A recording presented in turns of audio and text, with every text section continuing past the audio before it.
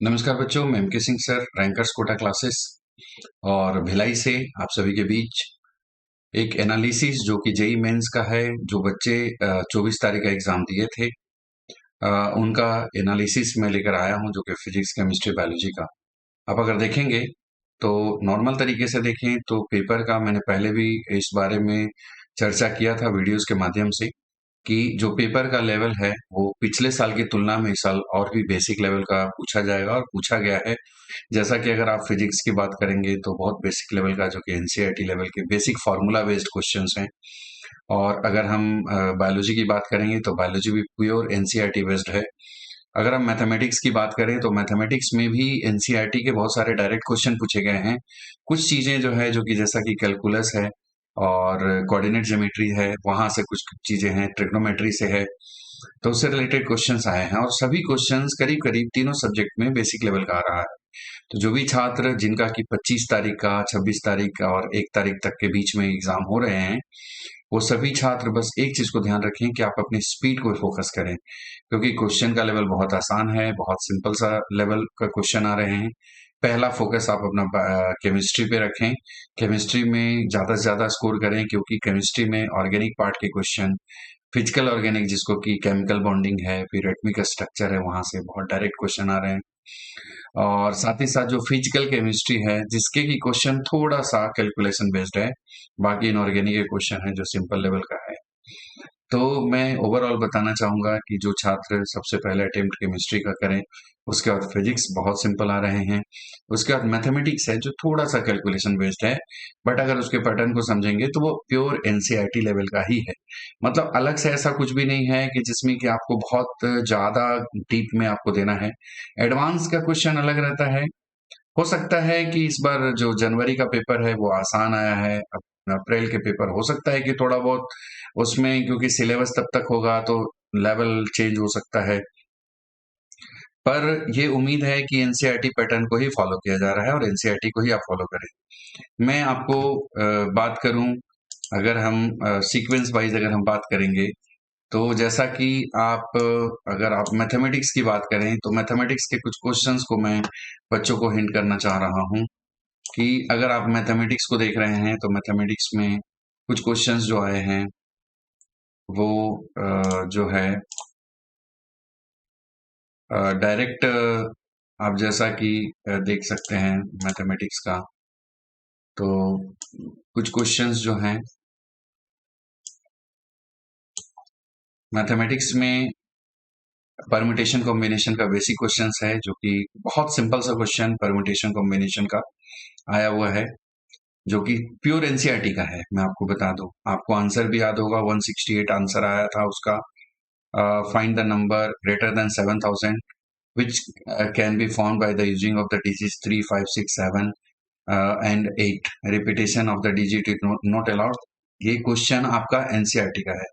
तो आप समझ सकते हैं। एक क्वेश्चन और भी आया है, जो क्वेश्चन आपको इंटीग्रेशन का है, बेसिक डेफिनेट इंटीग्रेशन का, जिसमें कि लिमिट है 3√3/4 एंड 3√2/4 से रिलेटेड क्वेश्चन है, जो कि ऑलरेडी नोन क्वेश्चन है। फिर अगर हम बात करेंगे तो 3D का है, डिटर्मिनेंट से रिलेटेड है आपका, डिटर्मिनेंट और मैट्रिक्स से रिलेटेड एक क्वेश्चन आए हुए हैं। दो क्वेश्चन है मैट्रिक्स डिटर्मिनेंट से रिलेटेड। और अगर हम बात करेंगे तो फंक्शन से रिलेटेड में दो क्वेश्चन आए हुए हैं। और फंक्शन में डायरेक्ट फंक्शन है f(4)⁴ एंड 4x+2, ये क्वेश्चन है। और एक और क्वेश्चन अगर हम देखेंगे तो सिंपल क्वेश्चन है, इसमें देखेंगे तो डिफरेंशियल इक्वेशन से रिलेटेड एक क्वेश्चन पूछा गया है।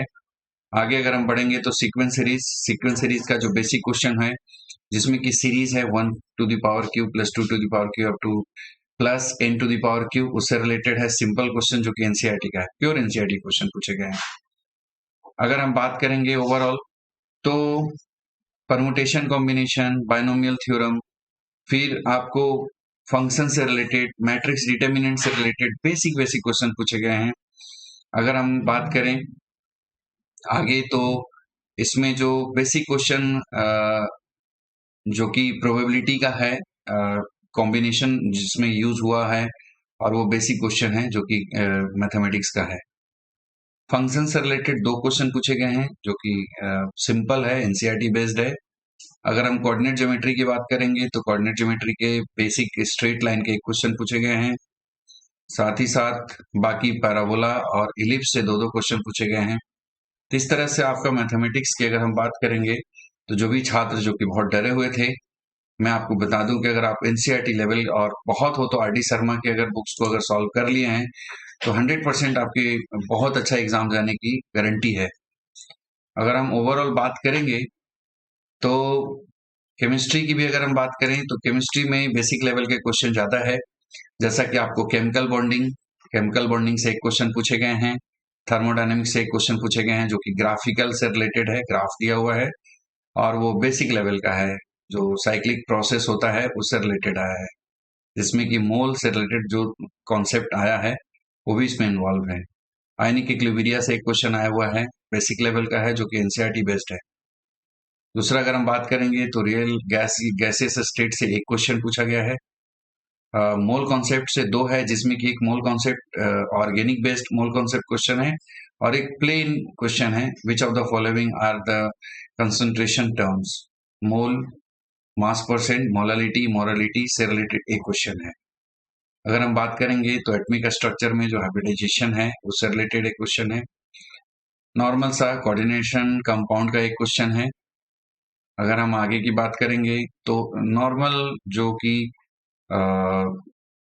इनऑर्गेनिक केमिस्ट्री है उससे भी बेसिक क्वेश्चंस हैं, 2 क्वेश्चन। एक तो क्वेश्चन है जो कि the metal which extracted oxidation and subsequent reduction from its ore से रिलेटेड एक क्वेश्चन है आपका। इसमें अगर हम बात करेंगे तो सॉल्यूशन एंड कॉलिगेटिव प्रॉपर्टी से एक क्वेश्चन आए हुए हैं। पी ब्लॉक 15-16 फैमिली से एक क्वेश्चन पूछे गए हैं। केमिकल काइनेटिक्स का बेसिक क्वेश्चन है जो कि एनसीईआरटी बेस्ड है। केमिकल बॉन्डिंग से 2 क्वेश्चन आए हुए हैं तो बहुत जरूरी है। एफ ब्लॉक से एक क्वेश्चन है, डी ब्लॉक से एक क्वेश्चन है, एटमिक स्ट्रक्चर से एक क्वेश्चन आए हुए हैं। इस तरीके से इलेक्ट्रोकेमिस्ट्री का एक क्वेश्चन है। एस ब्लॉक हाइड्रोकार्बन से भी एक क्वेश्चन पूछे गए हैं, बेसिक नेमिंग रिएक्शन लेवल पे है। आगे अगर हम बात करेंगे तो जीओसी का बेसिक में 2 क्वेश्चन पूछे गए हैं, हाइड्रोकार्बन से 2 क्वेश्चन है, इन्वायरमेंटल साइंस से एक क्वेश्चन है, एरोमेटिक कंपाउंड से एक क्वेश्चन आए हुए हैं, हाइड्रोकार्बन से 2 क्वेश्चन आए हुए हैं। यानी बेसिक अगर आप ऑर्गेनिक केमिस्ट्री को अगर अच्छा करके जाते हैं इनऑर्गेनिक को तो आपको बहुत अच्छा एग्जाम जाने की उम्मीद है। और खास करके फिजिकल के क्वेश्चन कम है इस बार, ऑर्गेनिक और बेसिक जो इनऑर्गेनिक पार्ट है वहां से ज्यादा क्वेश्चन पूछे गए हैं। अगर हम फिजिक्स की बात करें तो फिजिक्स में 12 से 60% और 11th ये तीनों विषय की अगर हम बात करेंगे तो इस बार थोड़ा सा ट्रेंड बदला है। 40% 11th क्लास के क्वेश्चन पूछे गए हैं और 60% इस बार 12th के क्वेश्चन पूछे गए हैं, जो कि पहले का ट्रेंड ऐसा होता था 60% क्वेश्चन 11th के होते थे और 40% 12th के। जस्ट अपोजिट है इस बार का। आप 12th की बात करेंगे तो सेमीकंडक्टर से क्वेश्चन आए हुए हैं, करंट इलेक्ट्रिसिटी से क्वेश्चन आए हुए हैं एक क्वेश्चन और बेसिक लेवल का जिसमें कि एनसीईआरटी के ही बेसिक लेवल पे है। वेक्टर का एक क्वेश्चन है जो कि वेक्टर में बेसिक 2 वेक्टर्स का एडिशन है, उसका डॉट प्रोडक्ट निकाला गया है। तो बेसिक लेवल पे अगर हम करें वर्क मॉडर्न फिजिक्स से एक क्वेश्चन आया हुआ है। अगर हम आगे बात करें तो मैग्नेटिज्म से और जो ईएमएफ है उससे एक क्वेश्चन आया हुआ है। बाकी वोल्ट मीटर और करंट को ऐड करके एक क्वेश्चन पूछा गया है। साथ ही साथ अगर हम बात करें ऑप्टिक्स का तो ऑप्टिक्स में स्फेरिकल मिरर और कन्वेक्स लेंस से रिलेटेड एक क्वेश्चन है और थर्मोडायनेमिक्स का एक क्वेश्चन है जिसमें कि बेसिक लेवल के टेम्परेचर इसमें आइसोथर्मल एक्सपेंशन से रिलेटेड क्वेश्चन पूछा गया है। आगे अगर हम बात करेंगे तो बेसिक रोटेशन के भी क्वेश्चन पूछे गए हैं जो कि सेमी सर्कुलर आर्क में मूवमेंट से रिलेटेड क्वेश्चन है। ओवरऑल अगर हम बात करेंगे तो फिजिक्स का और केमिस्ट्री के जो क्वेश्चन पूछे गए हैं वो एनसीईआरटी पैटर्न के हैं। बाकी अगर हम मैथमेटिक्स की बात करें तो भी वो आसानी है, लेकिन थोड़े से कैलकुलेशन है। तो ओवरऑल अगर आप देखें कि 75 क्वेश्चन में जो भी छात्र 30 क्वेश्चन अगर करेक्ट करते हैं तो 100% आपको एनआईटी कॉलेज मिलने की उम्मीद है।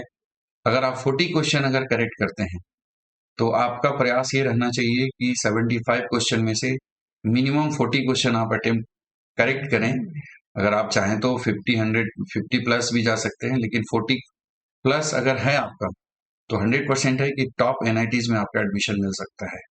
अगर हम बात करें तो अप्रैल का जो जेई मेंस का एग्जाम होगा तो मे बी इससे थोड़ा सा टफ होगा, इसलिए आप कोशिश करें कि जिन छात्रों का 25 तारीख का 26 तारीख से लेके 1 तारीख तक एग्जाम होने वाला है वो अच्छे से अपने बेसिक लेवल पे रिवाइज करें, क्योंकि जो 24 तारीख का एग्जाम हुआ है दोनों पाली, फर्स्ट पाली सेकंड पाली का, तो जिस प्रकार से हम लोग बच्चों से बात किए हैं सेंटर पे जा करके, और साथ ही साथ हम लोग जो पेपर के एनालिसिस को देख पा रहे हैं, जिससे ये कंफर्म है कि पेपर का जो लेवल है बहुत आसान है। और आप पूरी तरह से कोशिश करें कि 40 मिनिमम 40 क्वेश्चन आप सॉल्व करें, जिससे कि आपको अच्छे से अच्छे एनआईटीज में अपना सीट जो है 100% कंफर्म हो जाए। और आप सभी जो भी एग्जाम दे दिए हैं और जो देने वाले हैं सभी को विशेष रूप से शुभकामनाएं, ताकि आपका बहुत अच्छा से अच्छा रिजल्ट हो। हमारा वीडियोस देखने के लिए बहुत बहुत धन्यवाद। आप हमारा वीडियोस को सब शेयर करें, हमारा चैनल को सब्सक्राइब करें, और खास करके मैं उन छात्रों को बताना चाह रहा हूँ वीडियोस के माध्यम से कि हमारे यहाँ क्रैश कोर्स चालू होने वाला है। क्रैश कोर्स में जैसे ही आपके 12th बोर्ड का एग्जाम खत्म होगा उसके ठीक दूसरे दिन से हमारा बैच चालू होगा। हमारी 4-5 बैचेस चालू होंगी।